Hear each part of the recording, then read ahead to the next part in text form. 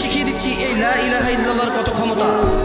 99টা দফতর অপরাধের একটা পাল্লায় রাখা হবে, একটা কাগজের টুকরোর মধ্যে ওর লা ইলাহা ইল্লাল্লাহ লেখা থাকবে।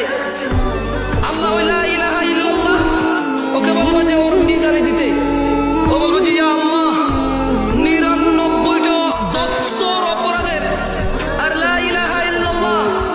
আল্লাহ আপনি কি বলছেন? আল্লাহ আল্লাহ বলবো যে ঠিক আছে তুমি দেখো না, ওর এই কাগজের টুকরো লা ইলাহা ইল্লাল্লাহর পাল্লার মধ্যে রাখবো, লা ইলাহা ইল্লাল্লাহ ভারী হবে।